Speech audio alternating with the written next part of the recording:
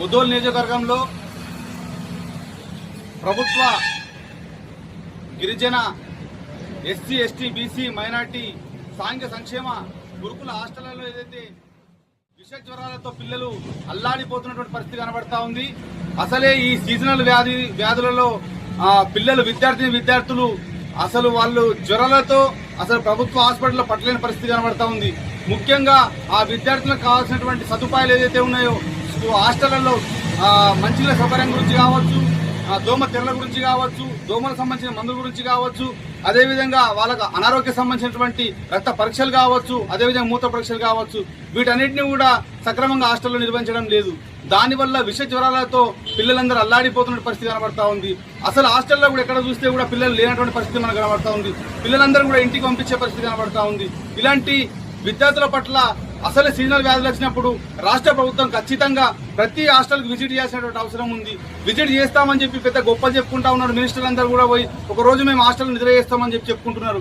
పేరుకు చెప్పుకోవడమే తప్ప హాస్టల్ అభివృద్ధి చేసినటువంటి ఘనత ఎక్కడ కనబడతలేదు. ఇక్కడ చూస్తే మీరు పరిస్థితి చూస్తే దోమతెర లేకపోవడం, ఫ్యాన్స్ లేకపోవడం, అసలు టాబ్లెట్స్ కేవలం ఒక టాబ్లెట్స్ డోలో 650 ఇచ్చేసి ఆ టాబ్లెట్ వేసుకొని జ్వరాలు తగ్గిపోతాయని చెప్పి చెప్పడం అనేటువంటి జరుగుతూ ఉంది. అలాంటి పరిస్థితి, దుర్మార్గమైన పరిస్థితిలో పిల్లలందరూ కూడా రేపు ఈ విష జ్వరాలు చనిపోయే పరిస్థితి కూడా ఏర్పడతా ఉంది. ఇలాంటి ఘటనలు కూడా చాలా గతంలో జరిగినటువంటి పరిస్థితి మనం చూస్తూ ఉన్నాం. అంటే పిల్లల భవిష్యత్తు గురించి ఏమాత్రం లెక్క చేయట్లేదు. హాస్టల్లో విద్యార్థుల పట్ల చిత్తశుద్ధి కనబడతలేదు. వెంటనే రాష్ట్ర ప్రభుత్వం అక్కడ ఉన్నటువంటి పిల్లలందరి పట్ల కూడా వెంటనే అధికారులకు పురమాయించి అక్కడ విద్యార్థుల రక్త పరీక్ష, మూత్ర పరీక్షలు, జ్వరాలకు సంబంధించిన ప్రతి ఒక్కటి కూడా కిట్స్ అనేటువంటి అక్కడ ఏర్పాటు చేయాల్సిన అవసరం ఉంది. ముఖ్యంగా ఆడపిల్లలకు సంబంధించినటువంటి పరిస్థితి చూస్తే మాత్రం చాలా ఘోరాతిఘోరమైన పరిస్థితి కనబడతా ఉంది. ఒక్కొక్కరి ముఖాలు చూస్తే అసలు చూడడం కాని పరిస్థితి కనబడతా ఉంది. ఆ హాస్టల్లో అసలు ఫుడ్ ఏదైతే ఉందో ఆ ఫుడ్ సక్రమంగా లేకపోవడం అటువంటి కనబడుతుంది.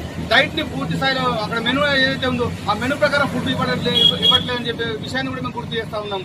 ఖచ్చితంగా ఈ సమస్య పట్ల రేపు భవిష్యత్తులో మేము జనసేన పార్టీగా పూర్తి స్థాయిలో దీనిపైన మేము కార్యాచరణ రూపొందించాల్సిన అవసరం ఉందని చెప్పి తెలియజేస్తూ, అదేవిధంగా రాష్ట్ర ప్రభుత్వం ఇక్కడ ఉన్నటువంటి సబ్ కలెక్టర్ గారు, ఇక్కడ ఉన్న అధికారులందరూ కూడా వెంటనే సంక్షేమ హాస్టల్ని కూడా విజిట్ చేయాల్సిన అవసరం ఉంది. ఆ పిల్లల్ని కాపాడాల్సిన అవసరం ఉంది. లేదంటే వాళ్ళకి జరగబడే ప్రమాదంలో పూర్తి స్థాయిలో ప్రభుత్వం బాధ్యత వహించాల్సిన అవసరం ఉందని తెలియజేస్తా ఉన్నాం.